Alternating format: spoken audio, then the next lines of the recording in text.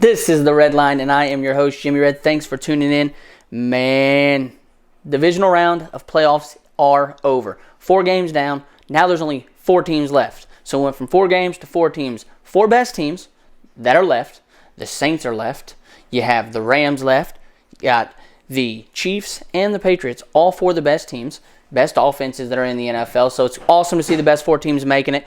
But before we can get to the matchups this weekend in the AFC Championship and the NFC Championship games, we got to break down what happened to those divisional games. And I got to tell you how wrong I was or how right I was on my picks. And with that being said, we're going to start with the first game that was played, and that was the Indianapolis game when they played against the Chiefs in Arrowhead Stadium there. And, well, you see, Colts didn't show up for that game. I said 32-34 Indy would win it. They ended up getting blown out of the water. 31-13. They didn't even have a shot at this game. Patrick Mahomes went out there and played a fantastic game. He threw for 278 yards. He didn't have any touchdowns, but his yards were just there. He didn't have to worry about it because the running game was there for him for sure. He had Williams scoring. Hill scored twice. Hill scored. Everything they wanted to do, they did. Even Patrick Mahomes ran one in himself. Sammy Watkins was catching the football. And the biggest problem for Indianapolis was they couldn't run the ball. The defense for the Chiefs stepped up big. They held the complete team of Indianapolis under 100 yards. They held them to 87 yards. Normally Marlon Mack, big name, goes out there and runs the field if he needs to. He only ran for 46 yards and no touchdowns. That was a huge hit for the Colts. And another thing that happened for the Colts in that game that was very, very, very bad was Adam Vinatieri missed off the left upright from 23. That's the shortest field goal he's made. Missed. And he's hit up to 22 postseason attempts to that point. And he missed one off the left upright to end the first half. And that pretty much right there just said to you, Colts just ain't got it today.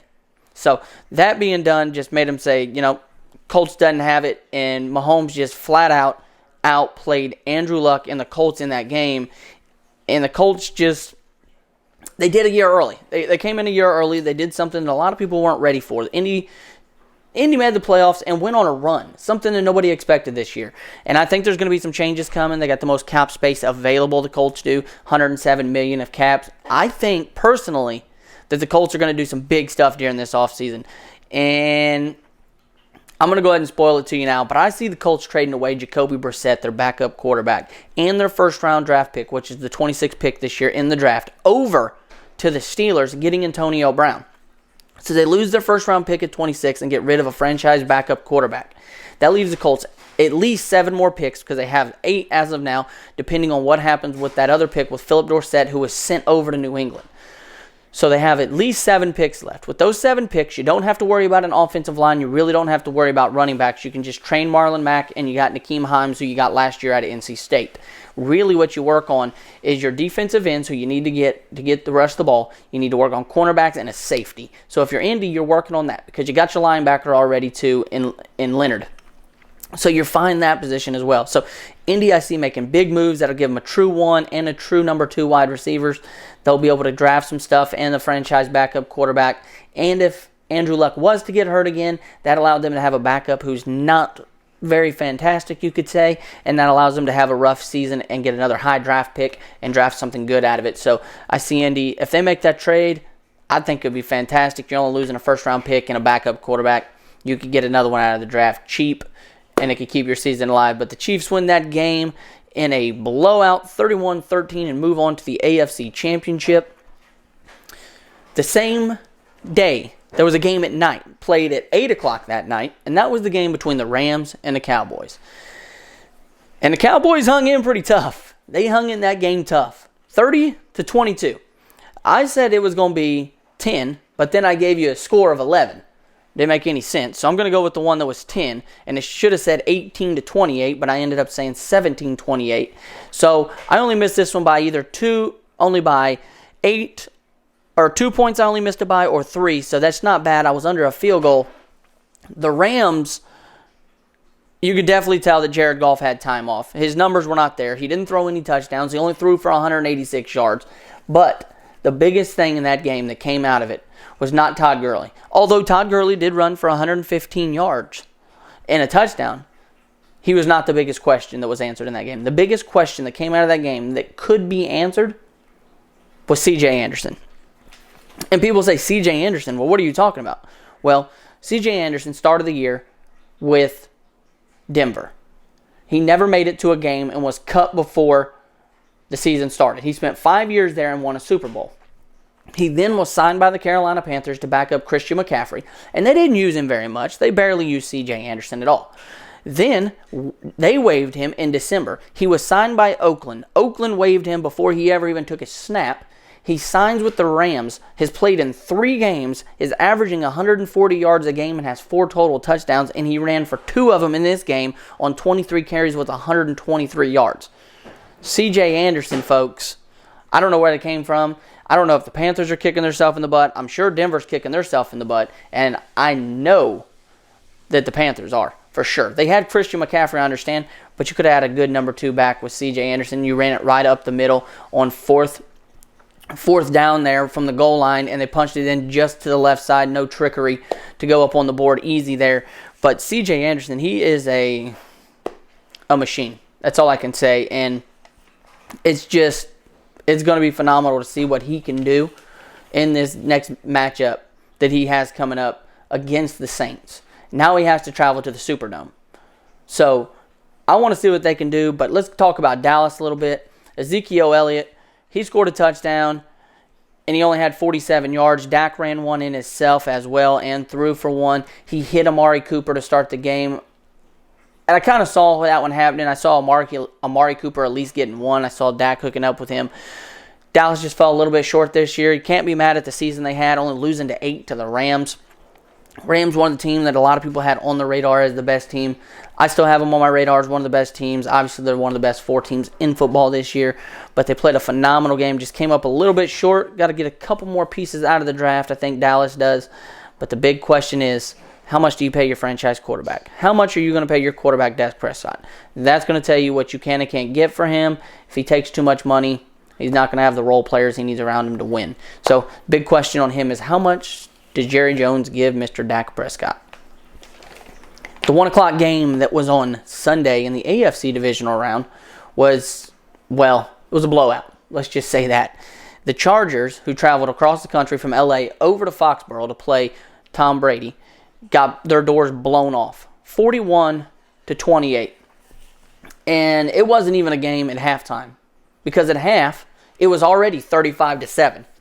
And that's incredible. Sony Michel had 3 touchdowns in that game. It was executing their game plan to a T, New England was. I mean, to a T. Brady had 233 yards and a touchdown in the first half. All the other ones were rushing, just as I mentioned, by Sony Michel, the rookie. And the 35-7 lead was the biggest lead by the Patriots in a first half of a playoff game. The other one was tied. It was the exact same score, 35-7, and it was against Denver in the 2011 divisional round. Tim Tebow was the quarterback, and their head coach was Josh McDaniels, the guy who is the offensive coordinator for the Patriots right now. Crazy how all that stuff just goes full circle and comes back around. But Tom Brady had a game that was just Tom Brady-ish. He threw for 350 yards, touchdown, played the game smoothly, didn't have to worry. Sony Michel, he opened up the run for him with all the passes he had. The rookie ran in for 3, had 130 yards. Phenomenal. They even gave Burkhead a couple, and he ran a couple nice runs in there, as long as being 6. He ended up with 12 and a touchdown himself. So they just looked very good. Then they asked Tom Brady after, and he's like, people say we're not very good. We'll see. Don't doubt them, guys. They got an off week. This week they have to travel on the road. They have to play Kansas City on the road. We're going to talk about that here in a minute. But Patriots played big. A lot of people thought this was going to be the upset. I told you guys it was going to be no chance whatsoever. And I said it was going to be 14-28 and a blowout. I was low on the scores for sure. It was 28, the low end of the score, but it was a blowout. 28-41, New England won that game, and Brady moves on for his 8th straight AFC championship game with Bill Belichick. That is Crazy. And just one other thing I want to share on this game real fast is the first half stats from that game that they played. And that was plays. It was 23 for the Chargers and 47 for the Patriots. Total yards was 347 yards for the Pats, 128 for the Chargers. Then first downs was 6 for the Chargers, 24 for the Patriots. Time of possession was 9 minutes and 46 seconds for the Chargers and over 20 minutes. 20 minutes and 11 seconds for the Pats. And there was one turnover for the Chargers and none for the Patriots. So first half stats on that game showed you who won the game before we ever went anywhere. And the Patriots were definitely the team that was dialed up and ready to go in that game. And I know that they're going to be ready to go this week at Arrowhead Stadium for sure. And the other game was the one I told everybody was the one I was excited about. That was the one I believed had the shot for the upset. And that was the Saints and the Eagles. And it did. And the first play of the game was a kickoff, obviously. And then the next one was a pass from Drew Brees. What was it? It was an interception. Drew Brees' first play of the postseason in his own house was an interception. He threw one interception all year at his own place. So he played all of those games there and threw one. His first throw, interception. So they'll go down early in this game. They go down 14-0 quick in this game. The Saints do. And, well, they found a way to fight back hard because after the first series, or after the first 8 minutes of that game, the Saints haven't even had a yard yet. They ran 4 plays, 0 yards, and had the ball for a total of 7 minutes. The Eagles had the ball for 13 plays, 117 yards, and they had the ball for 1 minute. It's incredible how that stuff adds up and makes it happen. But they played the game that they needed to play. And with that being done, that helped the Eagles get that early lead. And then the Saints made some changes. You know, they did the fake punt with Taysom Hill on the Saints keeper to keep him alive there. And that was a huge help. And that moved the ball up to the 30. And when they put points on the board, that was the end of it because the Saints just kept going. And then you get to the end of the game, and you get thinking, hey, Eagles got the ball, 2-minute warning. Well, there was one problem. They got a backup quarterback in there of Nick Foles, which Nick Foles, if you look at Nick Foles' record, he is 9-1 in the months of December through February. He lost one time all the way up through that. And he's amazing in the playoffs and in December. So you kind of expected something, but Nick Foles is not a tempo quarterback. He has to be slow and methodical. Well, they tried to rush him, and that offense isn't used to it because Carson Wentz isn't that way either. They're a slow offense now, and they tried to rush that play and get it off before the 2-minute warning, which they did at the 30-yard line. So they were already at the Eagles' 30, so they were moving the ball. They had 30 more yards to go, and they rushed the throw to Alshon Jeffrey. And obviously, he's not used to it, and neither is Nick Foles, and it goes right through the hands of Alshon Jeffrey and lands in the hand of Lattimore. And Lattimore already had one interception in that game earlier, and then he does it again, and that one there iced the game, and it ended with about 1:56. There was only one touchdown left for the Eagles at that point. They took the timeout, and they took a knee, and that was the end of the game. They ran the ball up the middle one more time with Alvin Kamara, got the first down and kneed out. Saints going to win that game 20-14. I said it was going to be the best game of the weekend, which it was. And I said it was going to be 23-32. I said 9. It ended up being 6. It was a very, very good game. And I honestly think that the Eagles could have won that game, but they did something that they're not used to doing, and that cost them their season.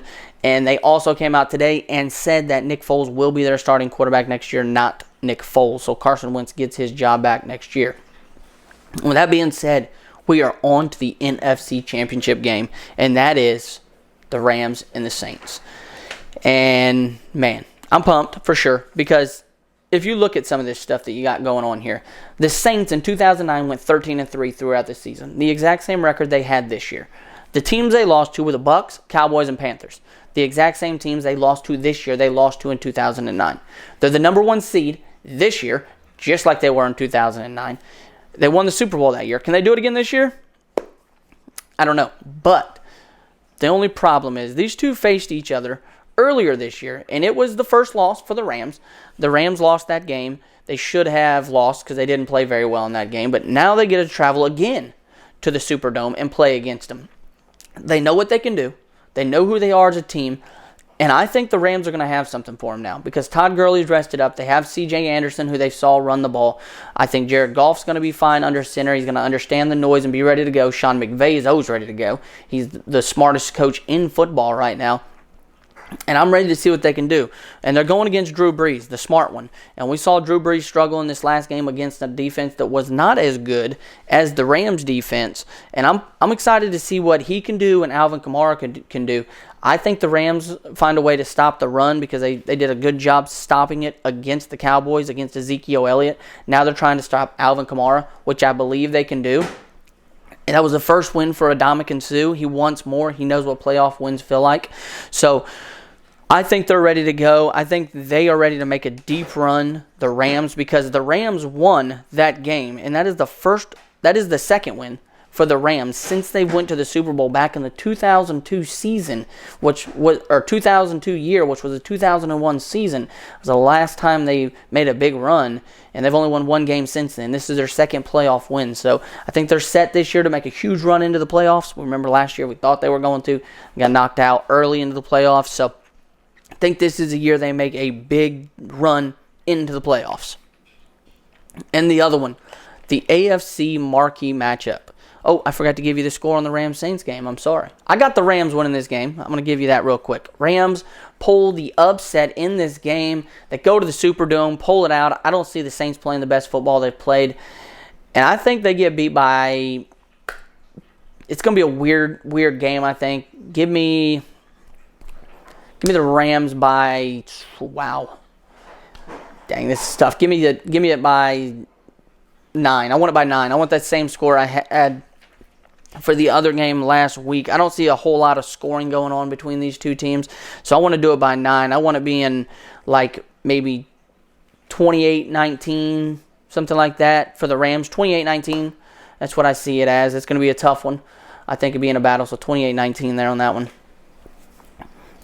And then you go to the other matchup, which is the Pats and the Chiefs. And it just tells you by looking at this matchup, it's going to be phenomenal. These two teams faced off in Week 6. As we all know, it made a great matchup. Patriots won it 43-40 on a last-second field goal by Janikowski. Janikowski hit it and won the game. If you look back at those numbers between those two, they were almost identical. Mahomes' through completion number was 63.9. Brady's was 68.6. Total yards, Mahomes was 352 and Brady was 340. Mahomes threw 4 touchdowns, Brady only threw 1, but Mahomes threw 2 interceptions, Brady didn't throw any. So the talent from Brady and the understanding of football more helped him.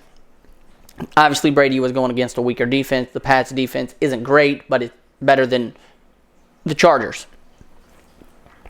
In this game here, it's going to be just crazy. Because the Patriots are underdogs in this game for the first time in 68 games. They've been favorites in 67 games straight, which dates 172 weeks, 1,218 days. The last time the Patriots were underdog was Week 1 of the 2016 season when Tom Brady was suspended for the 4-game suspension of Deflategate. Their quarterback was Jimmy Garoppolo, and they were a 9 underdog to the Arizona Cardinals, and they won that game 23-21. So, this is the first time they've been underdogs in a long time. So, basically, there's no pressure on their back. But, they're going to Arrowhead Stadium. The weather's supposed to be like -9 to -11. Who plays better in cold weather? Tom Brady. Because Tom Brady's record in inclement weather is 15-2, which means cold weather, rain, snow, does not matter. 15-2. That is phenomenal. Plus, he has way more starts than he does. Tom Brady has more wins than Peyton Manning, Brett Favre, Montana, Roethlisberger, and Elway have starts. Brady's got 28 wins. Manning is the next highest one with next one with starts at 27. Brady has 38 playoff starts. He has way more time in the playoffs than the Chiefs. Plus, the Chiefs haven't been to the AFC Championship since 1994. I think they're going to be a little bit hyped, and with it being cold, Arrowhead Stadium, they say it's very, very loud. Well, if it's that cold, people are going to have their mouths covered up with hats. If that's the case, you have Brady, who can take the cold weather because it's cold in Foxborough. They have them practice outside in the snow all the time. Now it's going to be quieter because everybody's covering their faces up with clothing because they want to stay warm and be huddled up. And that takes the other factor away from Brady because now the noise is pretty much gone because of that. Andy's 15-2 in inclement weather. You have a young quarterback in Patrick Mahomes who's already played Brady once and been beat by him. You have Bill Belichick, who's a mastermind. It's a rematch of Super Bowl 29 when Bill Belichick beat Andy Reid, when Andy Reid was the head coach of the Eagles. All the numbers point to New England to pull this game off and do this upset. It's a 6:40 kickoff, and they have the spread right now at, I believe it's 3. Let me check and see if they left the spread there, because last time I looked it was 3, and it has not moved. It is 3. And it is the second highest over-under the Patriots have ever had in a game. The over-under in this game is 57.5. The highest one they ever had was back in Week 6 when these two played the first time at 59.5. So second highest and first highest, both Kansas City versus them. So it's crazy to see this over-under number that they have. But all the numbers point right at New England to win this game, and I think they do it. I think it's going to be a shootout of a game for sure. They're going to put points on the board. It's going to be high scoring. But I got New England winning this game in a shootout, 42-38. Give me New England, 42-38. In another close game, you have a matchup in the Super Bowl, Rams versus the Pats. That's what I see coming up. So make sure you guys tune in. If you want to catch those Super Bowl predictions, they're coming up on the next episode after we find out these divisional rounds that are coming up this week and these championships. So make sure you tune in right here next week after these games to find out who's in the Super Bowl and get breakdowns of the games that happen this week. So we'll see you guys next week right here on the Red Line. See you guys.